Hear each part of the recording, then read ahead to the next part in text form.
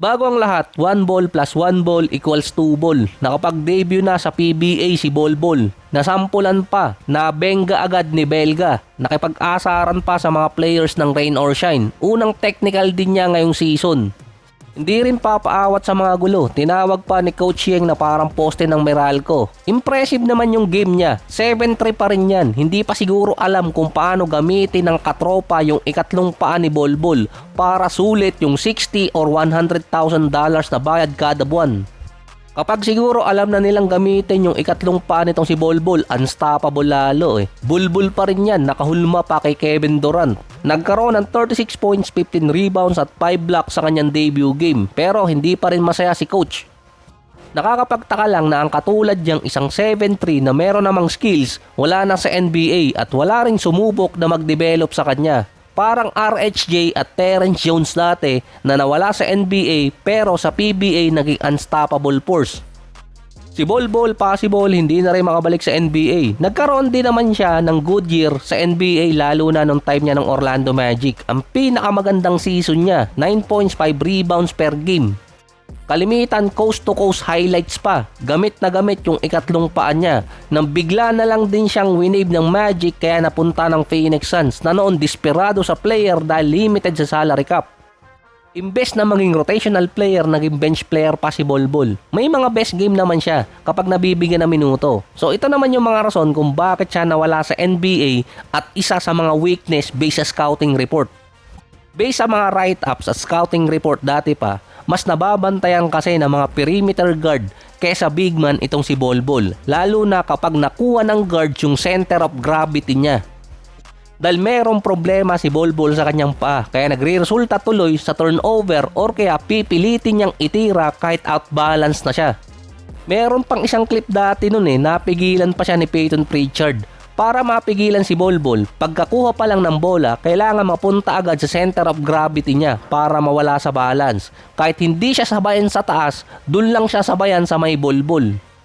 Out of balance din si Bolbol. Nagagamit niya yung kanyang shot blocking, pero yung lateral movement, hindi siya makahabol sa mabibilis at malalaking player. Ang problema pa doon, maraming switch na nangyayari sa NBA kaya napupunta si Bolbol sa guards na mas athletic at kaya siyang sabayan sa bilis. Kaya din siyang itulak ng mga guard sa NBA kaya minsan umiiwas sa bangga itong si Bolbol. Napunta pa siya ngayon sa liga na maraming gwardya at maraming banggaan. Isa pang nakikitang red flag doon, decision making. Imbes gamitin ni Bolbol ang size at ball handling niya na mas lamang siya sa ibang mga big man, mas kinukuha niya yung early shot sa 3-point area at minsan contested mid-range shot pa. Meron din naman mga player ang nakakaabot ng bahagya sa mga tira or jump shot ni Bolbol. Hindi makapasok basta-basta din sa ilalim dahil madali din siyang maitutulak ng mga sentro, lalo na yung malalaki pang big man. Yung decision making pa ni Bolbol nakikita sa NBA dahil sa stats. Lahat ng gagawin ng player sa court nakalista. Sa PBA wala namang ganong advanced stats kaya mas komportable si Bolbol sa ganong senaryo. Common din sa NBA attitude problem. Ito yung nagkokos minsan sa player. Kaya sa tanong na 7-3 na may skills hindi dinevelop ng isang franchise, si Bolbol kasi bago pumasok ng NBA top 4 prospect siya dati. Si Bolbol naman kasi dati hindi nakalagay bilang sentro sa ranking nung nasa high school pa siya. Nasa power forward or small forward. Kaya minsan sa mga highlight lagi lang siyang nag-aabang sa may gilid or corner. Gusto pa nga siyang kunin ng Junior Team USA or idinaan siya sa tryout. Napansin lang na madaling mapagod si Bolbol habang nasa training camp ng Team USA at tinawag pa siya noon na hindi pang international ready kaya hindi siya sinama sa lineup. May report pa noon na nagalit si Bolbol na hindi siya napili sa Team USA pero agad naman niyang na-clear at nag-post agad siya na hindi siya galit sa nangyari at bumalik yon kay Coach John Calipari. Heavily recruited kasi ni John Calipari si Bolbol dito sa Kentucky pero mas pinili niya yung Oregon. Sa NBA naman, nakikita kasi ng ibang mga scout na hindi masyadong engaged si Bolbol sa kanyang team. Sa NBA din kasi yung work ethics niya at engagement laging questionable sa mga team. Tinawag siya na may attitude problem. Pero nagsimula talaga yung problema ni Bolbol bago pa lang siya pumasok ng NBA. Sa 2019 NBA draft, bumagsak siya ng number 44. Ito yung nag-trending pa dati si Bolbol na pang lottery pick yung passion statement niya. Kahit highly recruited at top rank si Bolbol na nag-a-average pa sa Oregon ng 21 points, 9 rebounds, 3 blocks, 56 and 52%, inisnab siya ng ibang mga teams.